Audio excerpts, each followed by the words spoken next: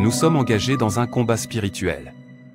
Cela veut dire que nous combattons en fait contre des ennemis que nous ne pouvons pas voir physiquement et qui peuvent donc très bien se camoufler sous plusieurs types d'apparences. Et sans le discernement des esprits, il nous sera très difficile de les identifier. Et sans capacité d'identifier nos ennemis, nous devenons un peu comme des aveugles. Des gens qui marchent à tâtons, et qui peuvent donc tomber dans n'importe quel trou, dans n'importe quel piège. C'est la raison pour laquelle le don de discernement des esprits est vraiment très important dans le combat spirituel. Éphésiens chapitre 6 verset 12 Car nous n'avons pas à lutter contre la chair et le sang, mais contre les dominations, contre les autorités, contre les princes de ce monde de ténèbres, contre les esprits méchants dans les lieux célestes. S'il te plaît, assure-toi d'être bon envers ma fille. Prends soin de mes petits-enfants et soigne-les. Eh bien, je sais que ce n'est pas facile de prendre soin des enfants, mais s'il vous plaît, essayez de faire attention à eux et de les nourrir. Eh bien, je viendrai souvent te rendre visite. Oui, maman. Je promets d'être bon envers les enfants. Merci beaucoup, ne vous inquiétez pas, vous apprécierez votre séjour avec ma fille, c'est une chrétienne très dévouée.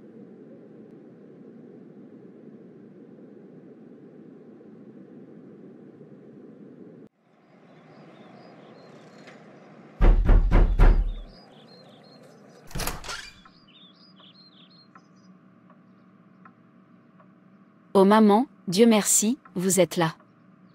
Où sont mes petits-enfants? Ne dis-tu pas d'abord bonjour à ta fille avant de chercher tes petits-enfants, maman? Est-ce la femme de ménage qui va rester avec moi? Enfin, j'ai vraiment besoin d'aide pour les tâches ménagères et pour m'occuper des enfants. Bonjour, maman. Je m'appelle Princesse. Bonjour, Princesse. Vous êtes les bienvenus dans mon humble demeure. S'il vous plaît, sentez-vous chez vous. Laisse-moi te montrer le chemin jusqu'à ta chambre. Merci beaucoup, maman, de m'avoir trouvé quelqu'un. Tu es la meilleure. La princesse du royaume marin est dans un nouveau territoire, c'est ma nouvelle maison de victime et je suis là pour tuer, voler et détruire quand j'en aurai fini avec cette famille, ils regretteront de m'avoir ici. Avant tout, je dois les rendre spirituellement faibles pour pouvoir opérer librement. La première personne que tu dois viser, c'est le mari. Utilise ton esprit de séduction et capture-le. Une fois que tu vas coucher avec lui, une transaction spirituelle va s'opérer. Rends-le spirituellement faible, puis tu pourras commencer à opérer librement. Oui, reine-mère. Père, tu es élevé au-dessus de tout et de tous. Tu es digne de louange et d'adoration, car c'est toi qui as créé les cieux et toute l'armée des cieux. La terre et tout ce qui est sur elle. La mer et tout ce qu'elle contient.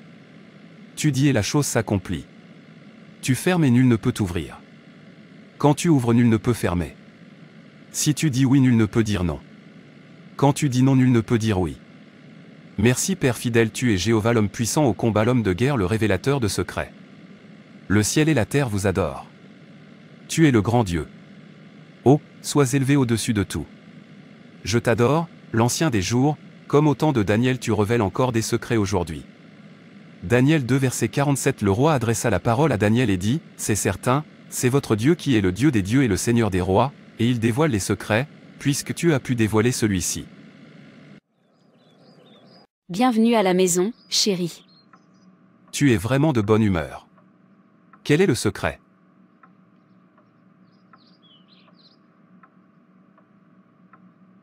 Maman m'a trouvé une femme de ménage, elle va rester avec nous à partir d'aujourd'hui. Je suis si heureuse parce que je pensais déjà à la façon dont je vais m'occuper du bébé maintenant que mon congé de maternité est presque terminé. Où est-elle? Puis-je la voir? Laisse-moi l'appeler princesse. Oui, maman. C'est mon mari, l'homme de la maison. Bonsoir, princesse, je connais déjà votre nom. Je viens d'entendre ma femme t'appeler bienvenue dans notre maison. Merci, monsieur. Le sang de Jésus-Christ. Chérie, qu'est-ce que c'est? Est-ce que tout va bien? Rien. Je serai dans la chambre. Puis-je vous voir? Je pense qu'il sait qui je suis. Il doit avoir le don de discernement des esprits. Je dois l'attaquer ce soir. Il ne doit pas gêner ma mission. J'ai besoin d'amener plus d'âmes dans notre royaume. D'où maman a-t-elle eu cette fille? Elle doit quitter cette maison demain matin. Nous ne pouvons pas la laisser rester ici. Nos enfants sont en danger. Tu me fais peur. Que se passe-t-il? Pourquoi devrait-elle partir? J'ai besoin de quelqu'un pour s'occuper du bébé pendant que je suis au travail. Je sais, mais ça ne peut pas être cette fille. Elle est possédée par un esprit serpentin. Tu ne le vois pas? Vous avez vraiment besoin de prier Dieu pour qu'il ouvre vos yeux spirituels, vraiment? Oh non, dans quoi je me suis embarquée? Immédiatement, que je l'ai vue, le Seigneur m'a ouvert les yeux pour le voir. Nous ne pouvons pas la laisser rester ici. Elle a déjà pollué notre maison, vous pouvez donc imaginer ce qui se passera si nous lui permettons de rester ici. Non, je ne peux pas la laisser rester ici. J'ai besoin de parler à ma mère, la princesse devra partir demain matin. Qu'est-ce qu'on fait ce soir? Nous lirons les Écritures, prierons et nous coucherons. Puis nous nous réveillerons à minuit pour prier. Joseph, Joseph, Joseph, lève-toi et viens à moi. Comment oses-tu essayer de m'exposer? Comment oses-tu essayer de savoir qui je suis? Je suis la princesse des enfers. Sais-tu que je peux te détruire? Reste loin de moi, sinon je vais te faire tomber. Je suis assis avec Christ dans les lieux célestes et Dieu a brisé Satan sous mes pieds. Vous n'avez aucun pouvoir sur moi parce que Dieu m'a donné le pouvoir de marcher sur les serpents, les scorpions et toute puissance des ténèbres. Je suis un enfant de lumière et je porte le feu. Savez-vous que chaque endroit sur lequel je pose la plante de mes pieds, Dieu me l'a donné. Il y a des territoires dans lesquels vous n'entrez pas. La plus grande erreur a été d'entrer sur mon territoire en ce moment même au nom de Jésus-Christ. Je t'ordonne de prendre feu.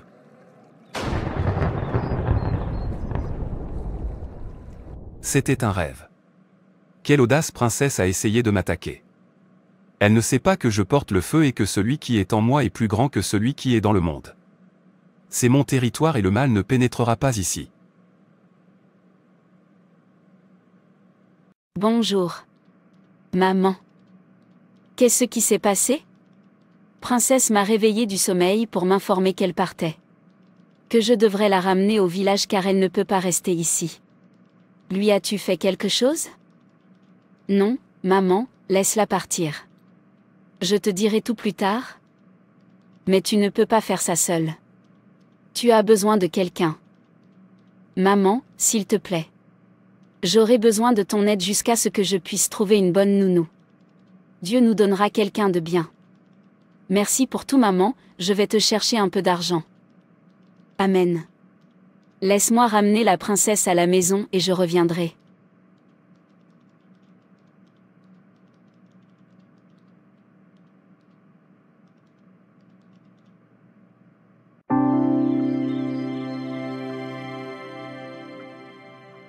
Chérie, la princesse est déjà sur le chemin du retour, elle ne voulait même pas me voir, elle attendait maman dehors. C'est bien, ne t'inquiète pas. Nous trouverons quelqu'un de bien. Nous allons d'abord prier à propos.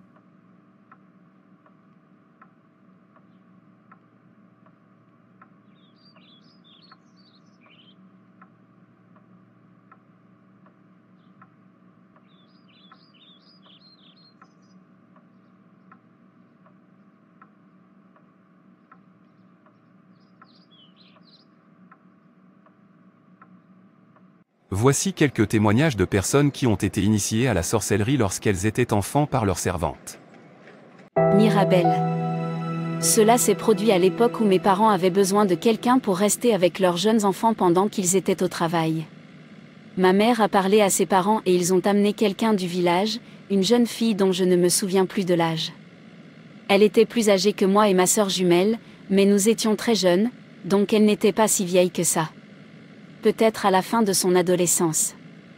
Elle cuisinait et faisait les choses nécessaires, mais surtout, elle s'occupait de nous, moi, mon jumeau et mon petit frère, pendant que nos parents étaient au travail. Naturellement, nous étions proches d'elle. Après tout, elle était la seule personne âgée dans la maison avec nous. Un jour, nous jouions dans la maison et elle portait un de nos ours en peluche et a dit qu'elle l'utiliserait pour communiquer avec son petit ami, Kelvin. C'est là qu'elle a commencé à parler d'une voix très étrange. « Kelvin, Kelvin, je t'invoque. » Nous pensions que c'était une blague, qu'elle jouait la comédie pour nous divertir. Mais elle ne l'était pas. Elle nous a dit qu'elle lui envoyait de la folie. Cela n'avait pas vraiment de sens pour nous, mais personne ne l'a poussé plus loin. Maintenant, il y avait cette autre dame dans notre immeuble qui était amie avec notre femme de chambre, et qui, dans la confession ultérieure de notre femme de chambre, se trouvait être une sorcière aussi. Un jour, ils léchaient tous les deux de la crème glacée. La dame nous l'a offert, à ma sœur et à moi. J'ai toujours eu la dent sucrée, alors je l'ai ramassée et léchée, mais ma sœur jumelle a refusé. Peu de temps après, les choses ont commencé à mal tourner dans la famille. Des problèmes d'argent et mes parents se disputaient beaucoup, alors ma mère a assisté à une réunion de prière avec la femme de chambre. Je n'ai pas été emmenée, mais c'est au cours de cette réunion de prière qu'elle s'est confessée. Dans l'histoire que nous a racontée ma mère, le plan était de nous initier, mon jumeau et moi, mais selon sa confession, notre Orisa IBJ était trop forte pour qu'elle puisse la pénétrer. Nous sommes allés chercher la délivrance après cela, et elle a été renvoyée au village. Dorca. J'avais 3 ans et nous avions une femme de ménage, tante Lara. Ma mère m'avait toujours prévenu que je lui ferais savoir tout ce que je mangeais ou ce qu'on me donnait à l'extérieur, mais un jour, je me suis promenée avec tante Lara et elle m'a acheté du poisson frit. Elle m'a demandé de n'en parler à personne, mais j'ai parlé du poisson à ma mère. Tante Lara était en colère et je me suis excusée parce qu'elle m'aimait beaucoup. J'ai dormi dans la chambre de mes parents cette nuit-là. Quand je me suis réveillée au milieu de la nuit pour faire pipi, j'ai vu différents types d'oiseaux qui essayaient de m'emmener. J'ai crié, et mes parents se sont réveillés et ont commencé à prier et à invoquer le feu du Saint-Esprit. Je n'arrêtais pas de crier. Finalement, le feu a attrapé l'un des oiseaux et il a fondu sur le sol. Puis le reste a disparu.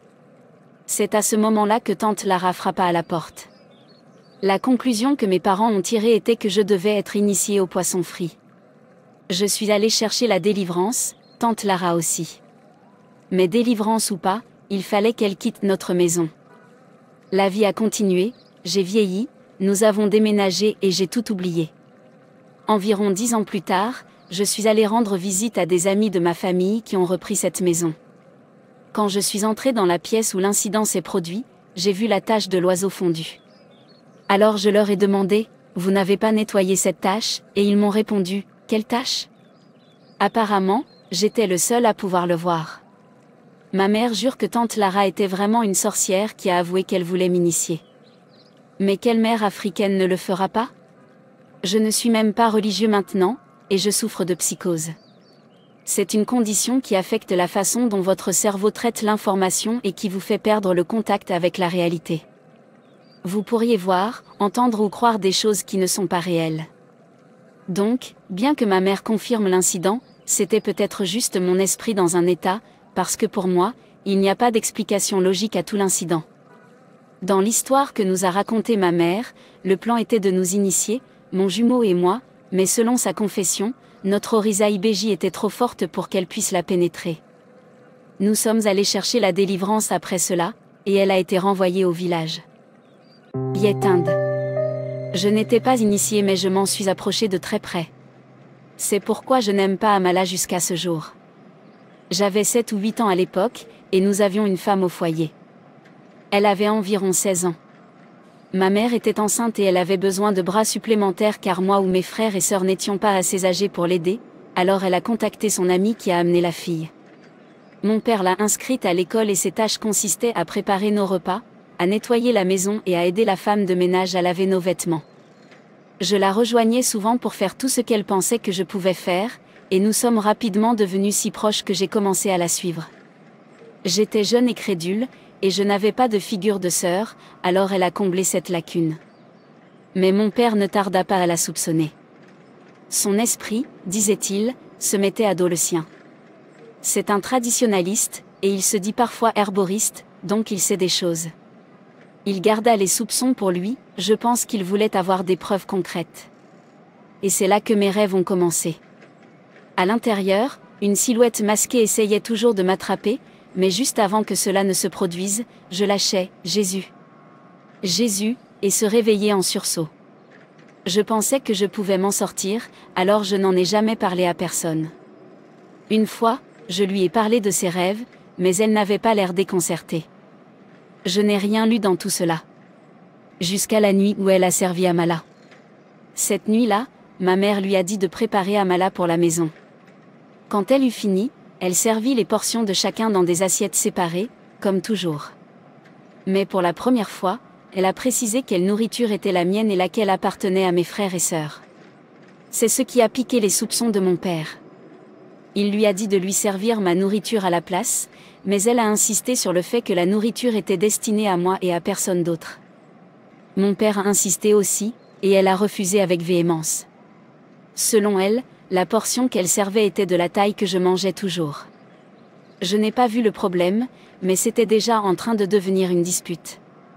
Finalement, mon père a mangé la nourriture, et elle s'est mise en colère. Quand il a mangé la nourriture, mon père a senti quelque chose dans son corps. Mais quoi qu'il en soit, cela n'a pas fonctionné sur lui, parce qu'il n'était pas sa cible. C'est à ce moment-là qu'elle a commencé à crier que la nourriture était pour moi et non pour mon père. Elle était hystérique. Elle m'a avoué qu'elle avait mis quelque chose à l'intérieur de mon amala, et que la nourriture était la dernière étape de mon initiation. Elle a avoué qu'elle allait aussi à des réunions. J'ai alors compris quelle était la raison de mes rêves, parce que les jours de réunion coïncidaient avec les jours où j'avais ces rêves. Ces bagages ont été enregistrés et nous avons trouvé certains de mes effets personnels, y compris mon peigne à cheveux. Mon père peut raconter une histoire plus détaillée sur cette période. Mais je ne veux pas lui demander parce que ça me rappellerait des souvenirs. Mais depuis ce temps, il a été très protecteur envers moi. Et nous n'avons plus jamais embauché d'autres femmes de ménage après cela.